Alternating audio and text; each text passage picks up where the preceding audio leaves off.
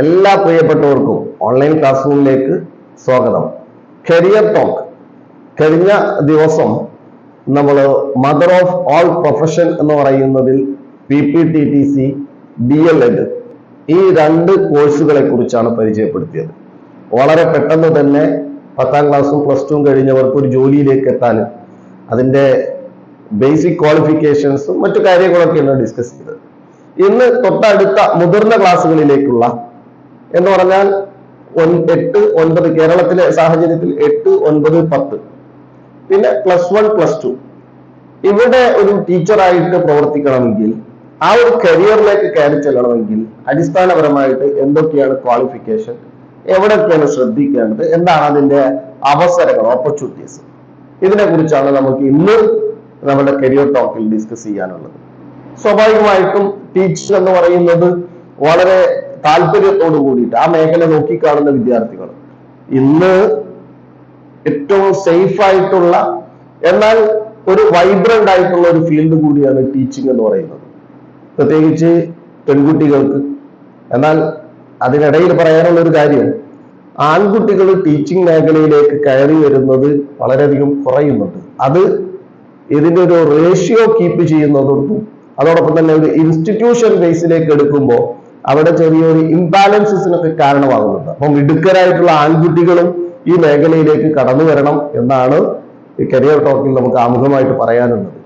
നന്നായിട്ട് എല്ലാ മേഖലകളിലേക്കും എല്ലായിടത്തേക്കും, അത് ആർട്സിലോ സ്പോർട്സിലോ അതുപോലെ സയൻസ് അങ്ങനെ പറയുന്ന എല്ലായിടത്തേക്കും നമ്മളുടേതാവുന്ന ഒരു കരസ്പർശം ഏൽപ്പിക്കാൻ പറ്റിയിട്ടുള്ള ഒരു കരിയർ കൂടിയാണ് ടീച്ചിങ് എന്ന് പറയുന്നത്. അപ്പൊ നമുക്ക് അതിലേക്ക് കടക്കാം. അപ്പൊ ഹൈസ്കൂൾ തലത്തിൽ പഠിപ്പിക്കുന്നതിന് ഡിഗ്രിയാണ് ബേസിക് ആയിട്ടുണ്ടാവേണ്ടത്. ആ കൺസേൺഡ് ഡിഗ്രി ഇപ്പൊ ഏത് സബ്ജക്റ്റിലാണോ നിങ്ങൾ ടീച്ചർ ആവാൻ ഉദ്ദേശിക്കുന്നത് ആ സബ്ജക്റ്റിൽ നിങ്ങൾക്ക് ഡിഗ്രി ഉണ്ടാവണം. പ്ലസ് BEd കൂടിയാണ്. BEd എന്ന് പറയുന്നത് ആദ്യമൊക്കെ 1 വർഷമായിരുന്നു BEdന്റെ, ഒരു 10 മാസം 12 മാസം കാലയളവായിരുന്നു. ഈ റീസെന്റ് ആയിട്ട് അതിന്റെ ഡ്യൂറേഷൻസ് മാറ്റിയിട്ടുണ്ട്, അത് 2 വർഷത്തേക്ക് മാറിയിട്ടുണ്ട്. അപ്പൊ BEd 2 വർഷമാണ്. 3 വർഷത്തെ ഡിഗ്രി ചെയ്യുന്നു. അപ്പൊ ഡിഗ്രിയും 4 വർഷത്തിലേക്കൊക്കെ മാറിയിട്ടുണ്ട്, 4 വർഷത്തെ ഡിഗ്രിയിലേക്ക് ആയിട്ടുണ്ട്. അപ്പൊ ഇന്റഗ്രേറ്റഡ് BEdകളുണ്ട്. നമ്മൾ അതിന്റെ ബേസിക് തലമാണ് പറയുന്നത്. അപ്പൊ ഒരു ഡിഗ്രി കഴിഞ്ഞതിന് ശേഷം BEd ചെയ്യുമ്പോൾ ഒരു 2 വർഷത്തെ ഡിഗ്രി, ഇന്റഗ്രേറ്റഡ് BEdകളുണ്ട്, അത് നമുക്ക് ഡിസ്കസ് ചെയ്യാം. അപ്പൊ ഏത് വിഷയത്തിലാണോ നിങ്ങൾ ടീച്ചർ ആവാൻ ആഗ്രഹിക്കുന്നത് ആ വിഷയത്തിൽ നിങ്ങൾക്ക് ഡിഗ്രി ഉണ്ടാവണമെന്നാണ്. ഉദാഹരണത്തിന് ഒരു സോഷ്യൽ സയൻസിലാണ് നിങ്ങൾക്ക് ടീച്ചർ ആവേണ്ടതെങ്കിൽ അപ്പൊ നിങ്ങൾ സോഷ്യൽ സയൻസിൽ ഒരുപാട് സബ്ജക്റ്റുകൾ വരുന്നുണ്ട്. എക്കണോമിക്സും പൊളിറ്റിക്സും ഹിസ്റ്ററിയും ജിയോഗ്രഫിയും സോഷ്യോളജിയും അങ്ങനെ പറയുന്ന കുറെ ഫിലോസഫിയും ഒക്കെ അതിൽ വരുന്നതാണ്. അപ്പൊ അതിൽ ഏതിനെങ്കിലും ഒരു ഡിഗ്രിയും പ്ലസ് സോഷ്യൽ സയൻസിൽ BEdഉം, സോഷ്യൽ സയൻസിൽ 2 വർഷത്തെ BEd. ആ BEd കാലയളവ് എന്ന് പറഞ്ഞാൽ 4 സെമസ്റ്റർ ആണ്. അതിൽ 2 സെമസ്റ്ററുകൾ 2 വർഷങ്ങളിലും ടീച്ചിങ് പ്രാക്ടീസ് നിർബന്ധമാണ്. കൂടെ പെഡഗോഗിയും മെത്തഡോളജിയും ഫിലോസഫിയും സൈക്കോളജിയും അങ്ങനെ പറയുന്ന പേപ്പേഴ്സ് ഒക്കെ അവിടെ കാര്യമായിട്ട് പഠനം നടത്തും. എന്നിട്ടാണ് നിങ്ങളുടെ ട്രെയിനിങ് കൂടി കഴിഞ്ഞ് ഇപ്പൊ ഡിഗ്രി കഴിയുന്നു, പ്ലസ് 2 വർഷത്തെ BEd കഴിയുന്നു. തുടർന്ന് ഒരു കേട്ടറ്റ് കൂടി, കേട്ടറ്റിലെ കാറ്റഗറി 3 ആണ് ഹൈസ്കൂൾ ക്ലാസ്സുകളിൽ പഠിപ്പിക്കുന്നതിനുള്ള ടീച്ചേഴ്സ് എലിജിബിലിറ്റി ടെസ്റ്റ്, അതുകൂടി പാസ്സാവണം. അങ്ങനെ പാസ്സായി കഴിഞ്ഞാൽ നിങ്ങൾക്ക് ഗവൺമെന്റ് മേഖലയിൽ ഒരുപാട് ഈ ഹൈസ്കൂൾ HST എന്ന് പറയുന്ന ഹൈസ്കൂൾ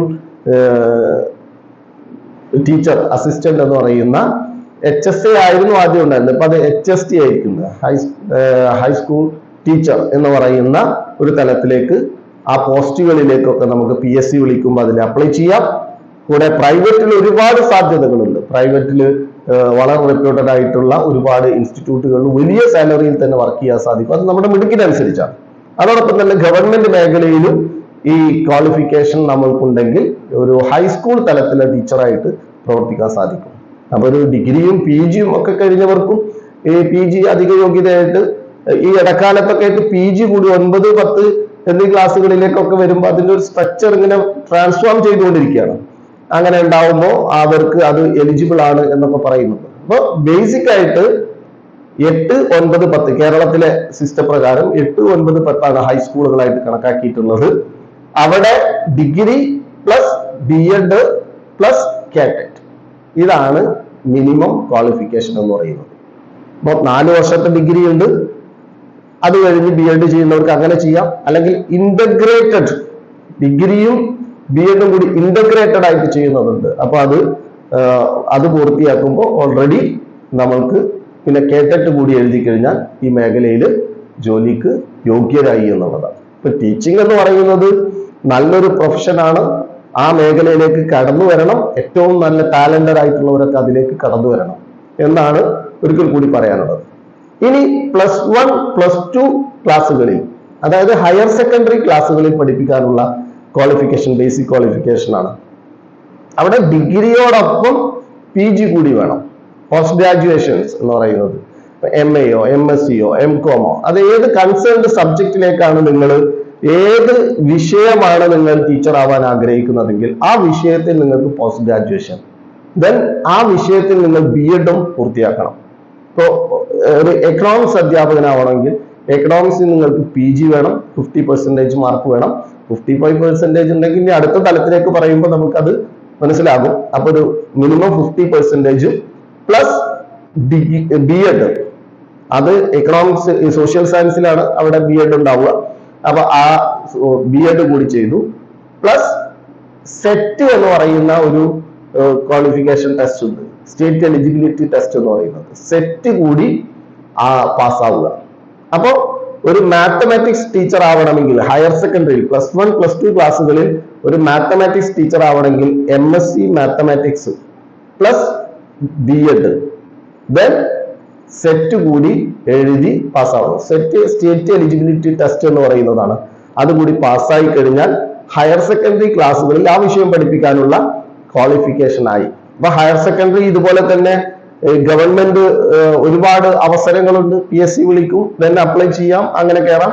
ദെൻ ഈ പ്രൈവറ്റിലും അവസരങ്ങളുണ്ട്. പ്രൈവറ്റില് സ്വാഭാവികമായിട്ടും കുറവാണെങ്കിലും എന്നാൽ ഒരുപാട് ഇവിടെ പിന്നെ മറ്റൊരു തലത്തിലേക്ക് കൂടി പോകുന്നുണ്ട്. ഹയർ സെക്കൻഡറി എന്ന് പറയുന്നവർക്ക് തന്നെ JEE, നീറ്റും അങ്ങനെ പറയുന്ന ഓറിയന്റഡ് ആയിട്ടുള്ള കോഴ്സുകളൊക്കെ ആയിട്ട് പോകുന്നുണ്ട്. നമുക്ക് മറ്റൊരു ഭാഗത്ത് അതിനെക്കുറിച്ച് വിശദമായിട്ട് പറയാം. അപ്പോൾ ഹയർ സെക്കൻഡറി ക്ലാസ്സുകളിൽ അധ്യാപകരാവാൻ വേണ്ടി മിനിമം ക്വാളിഫിക്കേഷൻ എന്ന് പറയുന്നത് PG പ്ലസ് B.Ed, ദെൻ അതോടൊപ്പം തന്നെ സെറ്റ് കൂടി ക്വാളിഫൈ ചെയ്യുന്ന ഒരാൾക്ക് അവിടെ ഹയർ സെക്കൻഡറി അധ്യാപകരാവാൻ സാധിക്കുന്നു എന്നുള്ളതാണ്.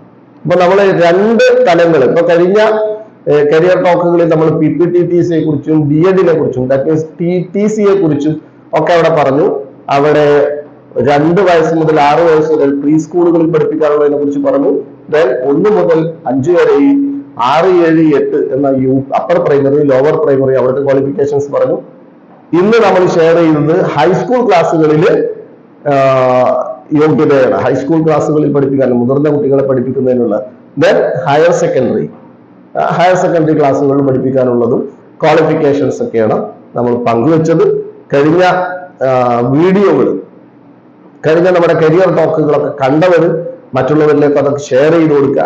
ഏറെക്കുറെ ആളുകൾക്കൊക്കെ ഇത് അറിയാവുന്നതാണ്. എന്നിരുന്നാലും അവരുടെ ടേസ്റ്റും കാര്യങ്ങളും ഒരു സെർച്ചിങ് ഒക്കെ അനുസരിച്ചിട്ട് നമ്മൾ എടുക്കുന്ന കരിയർ എന്ന് പറയുന്നത് നമുക്ക് ഇൻട്രസ്റ്റിംഗ് ആയിരിക്കണം. എന്നാൽ നമുക്ക് അത് വളരെ നല്ല രീതിയിൽ തന്നെ അത് ഫിനിഷ് ചെയ്യാൻ സാധിക്കും. നമുക്ക് നല്ല രീതിയിൽ ആ ജോലി മുന്നോട്ട് കൊണ്ടുപോകാനും അതൊരു നമ്മുടെ ഒരു പേഴ്സണൽ ലൈഫും ഒരു പ്രൊഫഷണൽ ലൈഫും കൂടി കൂടുതൽ മിങ്കിൾ ചെയ്തുകൊണ്ട് വലിയൊരു കോൺഫ്ലിക്റ്റ് ഒന്നും ഇല്ലാതെ നമുക്ക് മുന്നോട്ട് കൊണ്ടുപോകാൻ കൂടി സാധിക്കും എന്നുള്ളതാണ്. അപ്പൊ കരിയർ ടോക്കില് ടീച്ചിങ് എന്ന് പറയുന്നതിന്റെ 4-5 തലങ്ങൾ നമ്മൾ പറഞ്ഞു. PPTTC, അതുപോലെ lower primary, upper primary, HST, HSST. ഇനി അടുത്ത ഒരു ടോക്കിൽ നമുക്ക് ഇനി ടീച്ചിങ്ങിന്റെ മറ്റൊരു തലങ്ങളിലേക്ക്, ഇനി ഉയർന്ന തലങ്ങളിലേക്കും അതുപോലെ പറഞ്ഞ സ്പെഷ്യലൈസ്ഡ് ടീച്ചേഴ്സ് ഉണ്ട്, അങ്ങനെ പറയുന്ന അതിന്റെ ക്വാളിഫിക്കേഷൻസും അതിലേക്കുള്ള കോഴ്സുകളും ഒക്കെ എന്താണെന്നുള്ളത് പറയാം. അപ്പൊ B.Ed യഥേഷ്ടം നമുക്ക് B.Ed സെന്ററുകളുണ്ട്. ഓരോ സെന്ററുകളിലും വ്യത്യസ്തമായിട്ടുള്ള കോമ്പിനേഷൻസ് ഉണ്ട്. അപ്പൊ B.Ed സെന്ററുകൾ നമുക്ക് ഇവിടെ അവൈലബിൾ ആണ്. അത് ഗവൺമെന്റ് തലത്തിലുണ്ട്, യൂണിവേഴ്സിറ്റി നേരിട്ട് നടത്തുന്നതുണ്ട്, അൺഎയ്ഡഡ് ഉണ്ട്. അപ്പൊ അവിടെ പല രീതിയിലുള്ള ടെസ്റ്റുകളിലൂടെയും മെറിറ്റ് ഓറിയന്റഡ് ആയിട്ടും ഒക്കെയാണ് അവിടെ അഡ്മിഷൻ നടക്കുക. അതൊക്കെ നിങ്ങൾ അന്വേഷിക്കുക. മറ്റെന്തെങ്കിലും ഡീറ്റെയിൽസ് ഒക്കെ ആവശ്യമുണ്ടെങ്കിൽ നിങ്ങൾ വീഡിയോക്ക് കമന്റ് ചെയ്യുക. അപ്പൊ നമുക്ക് അതിനെക്കുറിച്ച് വിശദമായിട്ട് പറയാം. ഒരുപാട് ഇൻസ്റ്റിറ്റ്യൂട്ടുകൾ നമുക്ക് ചുറ്റും ബി.എഡ് സെന്ററുകളായിട്ട് കാണാൻ സാധിക്കും. വളരെ വിദൂരമല്ലാതെ തന്നെ നമുക്കൊരു ജോലിയും നേടിയെടുക്കാൻ പറ്റുന്ന ഒരു ഫീൽഡാണ് ടീച്ചിങ് എന്ന് പറയുന്നത്. ഓക്കെ, അപ്പൊ അടുത്ത ദിവസം നമുക്ക് ഇതിന്റെ മറ്റൊരു തലത്തെ കുറിച്ച് ഡിസ്കസ് ചെയ്യാം. ബൈ.